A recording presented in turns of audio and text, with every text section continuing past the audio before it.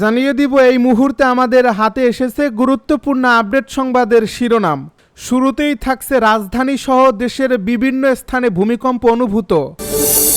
এবারে জানিয়ে দিব জামায়াতের সঙ্গে কর্মসূচিতে যাচ্ছেন এনসিপি। এদিকে সমগ্র বিশ্বের বিরুদ্ধে যুদ্ধ ঘোষণা করলেন নেতানিয়াহু। আরও জানাবো ফেব্রুয়ারিতেই হবে মহা উৎসবের নির্বাচন বলে মন্তব্য প্রধান উপদেষ্টার। সব শেষে জানিয়ে দিব তারেক রহমান শীঘ্রই দেশে ফিরবেন বলে মন্তব্য বিএনপি নেতা বাবরের। এতক্ষণ শুনছিলেন হাতে থাকা আপডেট সংবাদের শিরোনাম, এবারে বিস্তারিত। তবে তার আগে অনুরোধ রইল ভিডিওটিতে একটি লাইক দিন এবং কমেন্ট করে জানিয়ে দিন ভিডিও সম্পর্কে আপনার মূল্যবান মতামত। আরও জানিয়ে দিন ভিডিওটি কোথা থেকে দেখছেন বা কোন জেলা থেকে দেখছেন। রাজধানী সহ দেশের বিভিন্ন স্থানে ভূমিকম্প অনুভূত। রাজধানী সহ দেশের বিভিন্ন স্থানে ভূমিকম্প অনুভূত হয়েছে। রোববার বিকেল 5:11 দিকে ভূমিকম্পটি আঘাত হানে।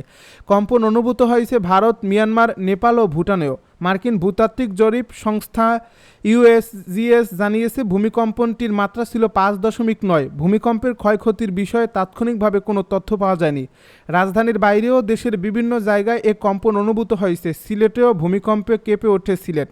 আজ রোববার বিকেল 5:13 সময় এ ভূমিকম্পন অনুভূত হয়েছে। তাৎক্ষণিকভাবে কোনো ক্ষয়ক্ষতির খবর পাওয়া যায়নি। রিক্টার স্কেলে কম্পনের মাত্রা ছিল 5.7। ভূমিকম্পের উৎপত্তি স্থল ছিল সিলেট থেকে 131 কিলোমিটার দূরে ভুটানের কাছাকাছি অঞ্চলে আসামের উদালগুড়ি এলাকা থেকে 15 কিলোমিটার পূর্বে। এর আগে গত এপ্রিলে রাজধানী ঢাকা সহ দেশের বিভিন্ন স্থানে মৃদু ভূমিকম্প অনুভূত হয়। কয়েক সেকেন্ড স্থায়ী হয় এই ভূমিকম্পে কোনো হতাহতের খবর পাওয়া যায়নি।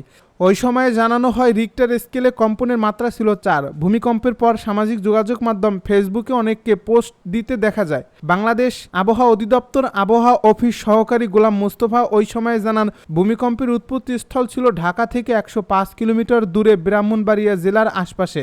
রিক্টার স্কেলে এর মাত্রা ছিল 4। জামায়াতের সঙ্গে কর্মসূচিতে যাচ্ছেন এনসিপি।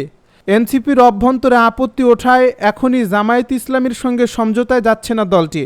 জুলাই জাতীয় সনদের আইনি ভিত্তি এবং নির্বাচনের আগে সনদের বাস্তবায়ন চাইলেও এনসিপি জামায়াতের সঙ্গে আন্দোলনে থাকবে না। তবে চরমোনাই পীরের নেতৃত্বাধীন ইসলামী আন্দোলন সহ যে দলগুলো পিআর পদ্ধতিতে নির্বাচন চায় তারা থাকবে। অন্যরা বাকি 4 দাবি সংস্কার, বিচার, নির্বাচনী লেভেল প্লেইং ফিল্ড এবং জাতীয় পার্টি ও 14 দল নিষিদ্ধের দাবিতে নিজেদের মতো কর্মসূচি দেবে অথবা অবস্থান নেবে। গতকাল শনিবার জামাত ইসলামী আন্দোলন, এনসিপি, এবি পার্টি, গণ অধিকার পরিষদ, বাংলাদেশ খিলাফত মজলিস, নেজামে ইসলাম পার্টি ও খেলাফত মজলিসের নেতাদের বৈঠকে এসব আলোচনা হয় বলে দলগুলোর সূত্র সমকালকে নিশ্চিত করেছে। জামায়াত সূত্র জানায় এ দলগুলো নিয়ে বিএনপি বিরোধী বৃহত্তর রাজনৈতিক সমঝোতা গড়ে তোলার প্রচেষ্টা রয়েছে। মধ্যপন্থী এবং বামপন্থী দলগুলোকে এতে স্বাগত জানানো হবে, তবে কারোর সঙ্গে জোট হবে না। সমগ্র বিশ্বের বিরুদ্ধে যুদ্ধ ঘোষণা করলেন নেতানিয়াহু। মধ্যপ্রাচ্যের দীর্ঘস্থায়ী অস্থিরতায় নতুন এক অধ্যায়ে যোগ করল ইসরায়েলের দোহা হামলা।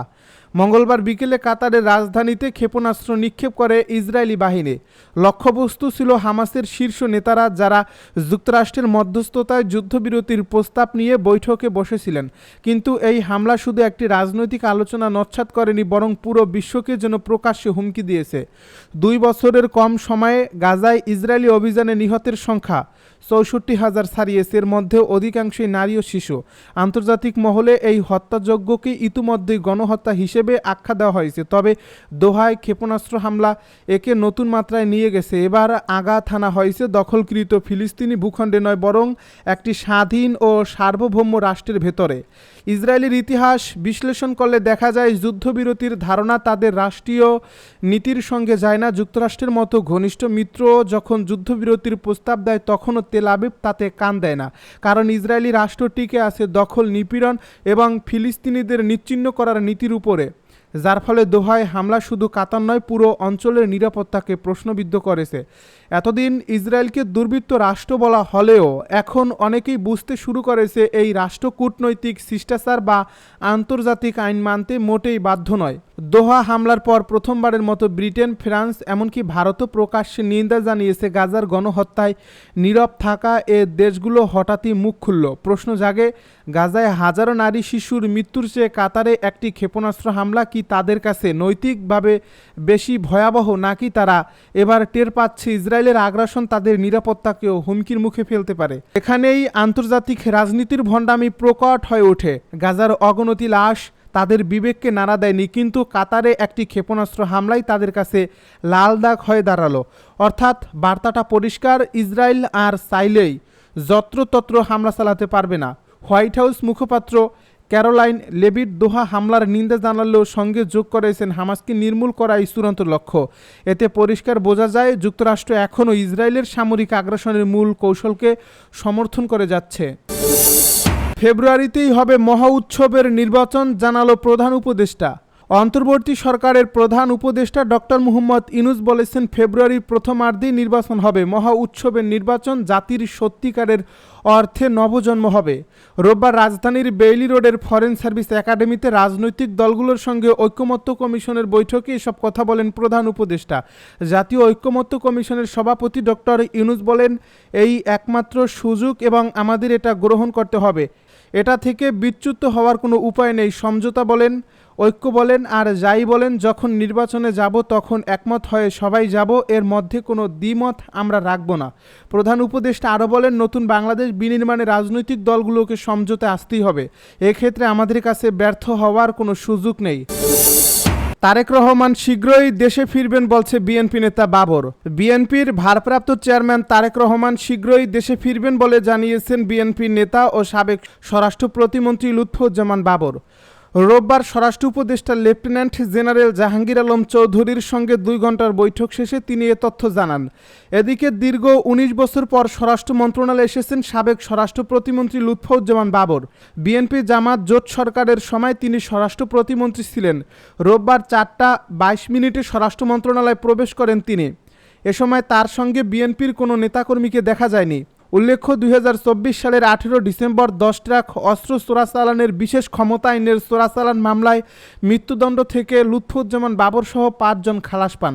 লুৎফুজ্জামান বাবর ছাড়া খালাসপ্রাপ্ত অন্য 4 জন হলেন রাষ্ট্রায়ত্ত সার কারখানা চিটাগাং ইউরিয়া ফার্টিলাইজার লিমিটেডের তৎকালীন ব্যবস্থাপনা পরিচালক মশিউদ্দিন তালুকদার, তৎকালীন মহাব্যবস্থাপক KM এনামুল হক, প্রতিরক্ষা গোয়েন্দা মহাপরিদপ্তরের সাবেক পরিচালক মেজর জেনারেল। এছাড়া বিচারিক আদালতের রায়ে যাবজ্জীবন দণ্ডিত 14 জনের মধ্যে ভারতের বিচ্ছিন্নতাবাদী সংগঠন উলফার সামরিক কমান্ডার পরেশ বড়ুয়া সহ 5 জনের সাজা কমানো হয়। রায়ে পরেশ বড়ুয়ার সাজা 14 বছর করা হয়। অন্য 4 আসামি জাতীয় নিরাপত্তা গোয়েন্দা সংস্থার সাবেক উপপরিচালক মেজর লিয়াকত হোসেন, তৎকালীন মাঠ কর্মকর্তা আকবর হোসেন খান।